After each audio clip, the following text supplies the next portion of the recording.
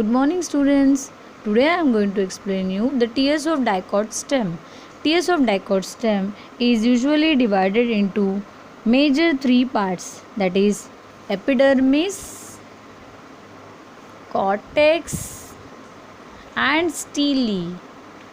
Now epidermis is having a single outermost layer with multicellular outgrowth called as trichomes, or it is also called as epidermal hair.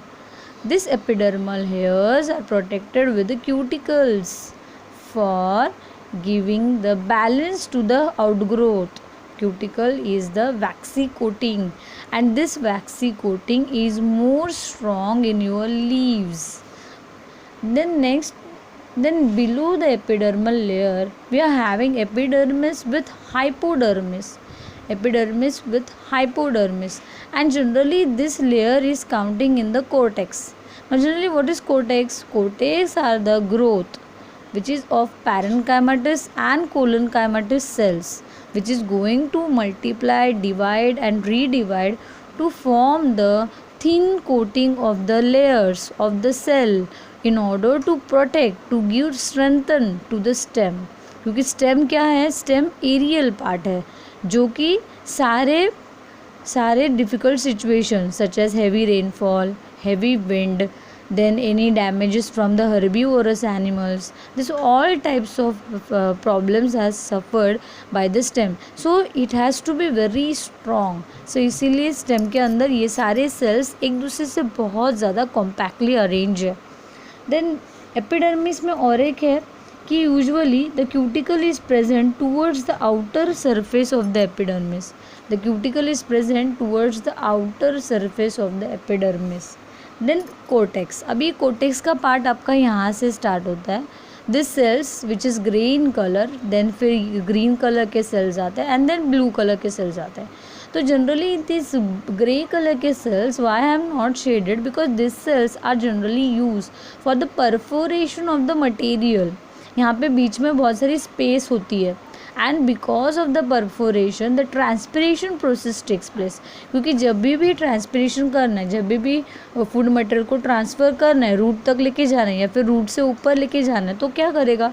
Cell हमेशा बीच वाली जगह से जाने की कोशिश करेगा, बिकॉज अगर सेल के थ्रू वो पास हो रहा है तो it required energy and that energy he don't want to waste that time. So because of that बीच में जो इंट्रासेलुलर स्पेस होती है वहाँ से वो निकल के फूड मटेरियल ट्रांसफ़र होता है. देन एग्जैक्टली उस कोटेक्स के बिलो आपको ये ग्रीन कलर के सेल्स दिख रहे हैं. This green colour cells are nothing but they are also known as chlorenchyma. Chlorenchyma, why they are green? Because they are going to do the function of photosynthesis, because यहाँ पे उनके पास बहुत ज़्यादा क्लोरोफिल पिगमेंट्स है. And this are nothing but the small dots are nothing but the chloroplast. This small dots are nothing but the chloroplast. Clear? यहाँ तक का पार्ट आपको समझ में आ जाएगा. अभी नीचे वाला पार्ट देखो. ये जो नीचे वाले जो ब्लू टाइप के सेल्स बताए हैं उसमें देखो एक जो ब्लू टाइप के सेल्स है बहुत ही ज़्यादा कॉम्पैक्टली और स्मॉल साइज़ के हैं और दूसरे वाले बिग साइज़ के, and as usual they are laterally spread. Now this are nothing but the parenchymatous cells which are laterally spread. Laterally मतलब विड्थ को बढ़ाने का काम ये सेल्स करेंगे, सो दैट द प्लांट का जो स्टेम रहेगा वो वेल प्रोटेक्टेड रहेगा. And one more thing is that ये जो सेल्स रहते हैं this are also having the starch grain in it. ये जो छोटे छोटे ग्रेन सेल्स दिख रहे हैं they're also known as starch grain cells, so that the food storage and food access का जो काम है, जैसे जहाँ पे तुम्हारा पूरी तरह से वेसिकल्स प्रेजेंट रहेंगे, जहाँ पे they are going to transport the food material from top to bottom और bottom to top. This activity is done by this cells. So because of that they are known as parenchymatous cells. Then यहाँ तक आपका cortex का part ख़त्म हो जाता है. Then cortex का काम क्या है? स्ट्रेंथन क्रिएट करना, do the activity of strengthening. अभी ज़्यादा स्ट्रेंथिंग का काम कौन करेगा? तो वास्कुलर बंडल्स करेंगे, and that vascular bundles area पूरा तरह से जो कवर होता है उसको स्टीली बोलते हैं. उसको क्या बोलते हैं? स्टीली बोलते हैं. Now before vascular bundle we are having the general cortex which is made up of several layers of large parenchyma। ये देखो अभी ये पेरिसाइकिल चालू होने से पहले आपको ये 1 2 3 4 5 ये जो सेल्स बोल रहे हैं ये सेल का नाम है जनरल कोर्टेक्स बोलते हैं, general cortex, in order to give the grip to the plant. Next is endodermis. अभी ये देखो सबसे पहले वाला लेयर जो कि एंडोडर्मिस बोलते हैं उसको। Now this endodermis is the innermost layer of the cortex which is made up of barrel shaped cells. It is also called as starch sheath cells। अभी ये देखो ये जो barrel shaped cells दिख रहे हैं अभी इसी के नीचे वाले लेयर पे आपको पेरिसाइकल मिलता है। ये जो पूरी तरह से barrel shaped cells है they are known as endodermis cells full of starch। Then below that उसी एंडोडर्मिस के नीचे एक स्मॉल वाला लेयर होता है जिसके ऊपर तुम्हारे वास्कुलर बंडल फिल्ड होते हैं, that is known as pericycle, that is known as pericycle. Then अभी स्टीली, ये जो स्टीली का पार्ट है उसी के अंदर क्या क्या आता है देखो, सबसे पहले आता है पेरीसाइकल, देन आते हैं आपके वास्कुलर बंडल, देन आएगा पित्त, सेंटर वाला पार्ट पित्त आएगा।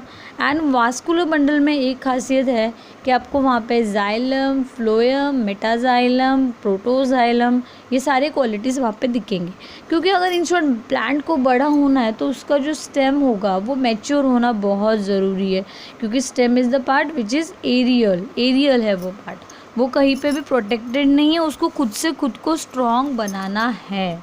ओके अभी now when we talking about pericycle is nothing but the outermost layer of the vascular system situated between the endodermis and vascular bundle. मतलब एंडोडर्मिस और वास्कुलर बंडल के बीच में ये जो लेयर आपको दिख रहा है that is nothing but your pericycle. Then next is vascular bundle. अब जाते हैं वास्कुलर बंडल की तरफ। अभी यहाँ पे देखो ये जो पूरा हो गया तुम्हारा पेरीसाइकल का लेयर जो कि स्क्लेरेंकाइमेटस सेल्स है, देखो यहाँ पे मैंने पर्पल कलर का उसका रंग दिया है। उसके नीचे आता है फिर एग्जैक्टली आपके वास्कुलर बंडल्स। हमेशा वास्कुलर बंडल में एक चीज़ याद रखो कि जाइलम जो रहता है वो अंदर की तरफ रहता है और फ्लोएम बाहर की तरफ रहता है। अभी ऐसे क्यों होता है, क्योंकि जाइलम क्या है तुम्हारा, xylem is just giving a supportive tissues, लेकिन फ्लोएम क्या है, फ्लोएम पूरी तरह से फूड ट्रांसपोर्ट करने वाले टिश्यूज़ है। एंड बिकॉज ऑफ दैट वो पीछे रहते हैं कि कहीं पे कोई मिनरल्स, कोई विटामिन्स वहाँ से निकल के छूट ना जाए, बिकॉज ऑफ दैट आपका फ्लोएम पीछे की तरफ रहता है। Okay now vascular bundles are, यहाँ पे ये वाले सिचुएशन में वास्कुलर बंडल कैसे हैं, कॉन्जॉइंट है। आपको चाहिए तो ये वाला स्ट्रक्चर भी देख सकते हो आप, ये देखो they are conjoint with each other. Okay and collateral and open system है and arranged in a ring like structure. Each vascular bundle is composed of xylem, phloem and cambium. अभी स्टेम के पास कैम्बियम का होना बहुत ज़रूरी है। The reason is that उसको strength की रिक्वायरमेंट है, तो इसीलिए यहाँ पे देखो ये ऑरेंज कलर का जो स्ट्रक्चर बनाया है वो है कैम्बियम। दैट मीन्स आपका ये जो स्टीली वाला पार्ट है वो कितने पार्ट्स में डिवाइड हो रहा है, first one is pericycle, endodermis, उसके बाद पेरीसाइकल के बाद आपका नेक्स्ट आएगा आपका phloem, then cambium and then xylem and lastly your pith. Okay pith is nothing but the space, hollow space है जो कि गिर्द में फॉर्म होगी so that laterally development of the plant will take place. This is nothing but that is only the process. Now here one more thing that each vascular bundle में जो cambium है यहाँ पे xylem is endarch and it is made up of vessels. Xylem को endarch कब बोलते हैं, xylem को एंडार्ज जब बोलते हैं जब वो एकदम बाहर की तरफ रहेगा। जाइलम एंडार्ज है मतलब वो बाहर की तरफ है और बीच में उनके कैम्बियम है, बीच में उनके क्या है, कैम्बियम है। Then the cambium the made up of endarge and made up of the vessels, tracheids, xylem fibers and xylem parenchyma, whereas the phloem, अभी phloem की बात करेंगे।